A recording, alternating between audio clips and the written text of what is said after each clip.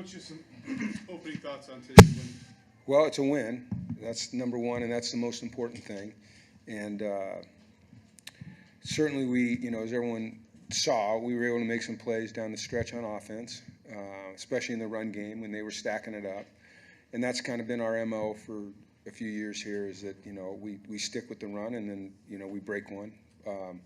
My biggest concerns right now are injuries, number one, and number two is our two-minute defense is just, we have not yet got to stop this season in a two-minute situation. So that cannot continue to go on. And it makes a game that shouldn't have been close. So that's my number one concern, and we'll get it broken down and figured out and corrected, and that's about it. Questions? Jim, on that 2-minute timeout with Cam, is there anything that you said to Cam before he went out there on that 3rd and 9? How confident were you in that play? It was a kind of a run pass option type of deal. So the ball could go to Cam or it could go to Skylar. And any good coordinator is going to try to get it to their best players at those moments, And so the look they gave us was a give to Cam. So it could have gone to Skylar as well. So I didn't say anything. I don't think I said anything to Cam. I mean, I have a lot of trust in Cam. I think we all do, and we all should. I mean, he's dependable. He's a warrior. He's tough. He's gritty. He's resilient. You want guys like that on your team. You can count on him. Talk about the aggressive mindset on 4th down and how much it helped you today. 5 for 5 on 4th down, please. Yeah, I was just going off the book, the analytics book. Figured we spent money on it. Might as well follow what the book says. No, I felt like, listen, you're 1-2 and you've lost 2 disappointing games, in overtime. And you're back at home. And you have to do something to generate momentum or generate enthusiasm or excitement or confidence, I mean, when a head coach decides that we're going to go for it, and if you don't get it, you own it. But if you do get it, the players own it, and it's awesome for them, So I think it shows them that I have faith in them. And I didn't know we were 5 for 5. I knew we were pretty good. But, that I think it says something to your football team about the confidence that you have in them as their coach. Coach, can you talk about the big play impact that John Netter's had the past few weeks? He's been on the receiving end of a couple of huge plays the past few weeks, and the passing touchdown a couple weeks ago. You going to step back? My wife just raised her hand and she said, "I told you so." So a couple weeks ago, she told me late at night, she said, "You should get the ball to John Neiter more. I think that he's a really good player." And she was right. Her name's Kathy with a K. John Neiter is a special kid. He's like Cam, he's like these Connecticut kids, like Victor, like we're the University of Connecticut. I mean, you get a guy like John, who's from Connecticut, and he was the Connecticut State Player of the Year, and yet he walked on here and he was a quarterback, and a dang good one. And we moved him to receiver, and he would go down.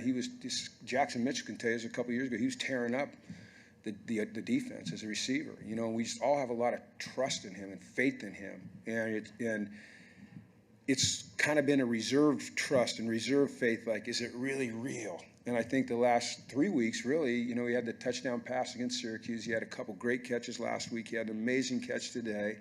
And then it's the unseen things that he does, the blocking aspect of it, the special team stuff. You love those stories. You love to see kids from this state playing for this university and doing really good things. Coach Chase Coburn here for the league winners. Very disciplined football team here today. Just 2 penalties. That was a low for the season. What does it really say about how disciplined this football team was? Not really those unforced errors hurting you guys. Well, first of all, great question. I'm glad that you noticed that. Unfortunately, Chase, one of those penalties came at a really critical moment. Yeah, so we have to make sure that we, in those moments where it's really, really critical, we maintain that discipline. But I was proud of the way that they were able to play tough and physical and violent and aggressive and not have a lot of penalties. And then the key thing now is to keep doing that, to maintain that momentum. Jim, you get the ball to Skylar 14 times. That's probably a good thing, but when you look at spreading the ball around, do you like to see that sort of 14 and then the next, I think, is 2? I don't know. Raise your hand if you like to see Skylar with the ball in his hands, like I do. No, I love it because he's an outstanding football player for us and he makes plays. You saw the first play of the game, we tried to take a shot to him, you know. I'm not gonna. But we want to make sure that we can spread the ball around as well. You know, we lost Ty Bowman early this game, and he was going to be a big part of the plan. Juice Farine wasn't able to play. He was going to be a big part of the plan. We have to continue to try to get the ball to Ray Mello. Shamar came up with that one catch for, I think it was, 33 yards on 4th down, you know. But you would like to see a little bit more equal distribution, and yet you still want to see Skylar as the guy that's the main target because, you know, he's a heck of a player.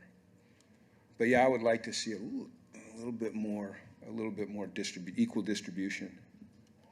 Yeah, Jim, what are the intangibles that Cam has that makes him a guy that will run through contact and the guy on like a 4th and 2 or a 4th and 3 or even a 3rd and 8, you could count on?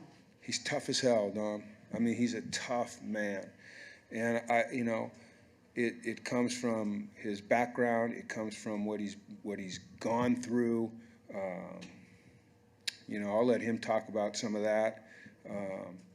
I know this, when he came here, you know, he was a little bit immature. I wasn't sure he was going to make it. You know, I didn't know that I really wanted him here. You know, the way that he conducted himself, and he just grew up fast. You know, I think comes from. I know his mom's an important influence on him. I think that he comes from a good family. I think they support him, but I don't think things have come easy for him. I think that he's had to fight, and I love that. You know, and I mean, you know, he's kind of, as he goes, we go, and he's tough. I mean, he's a tough, mentally and physically. He is freaking tough. He's resilient.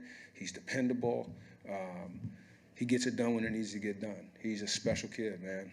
He's so much fun to be around. It's been such a rewarding experience to have 4 years now watching that kid on and off the field and what he's turning into.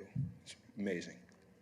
Does the continued defensive struggles kind of surprise you because you It seem does. to have some talent there? But Well, yeah, it's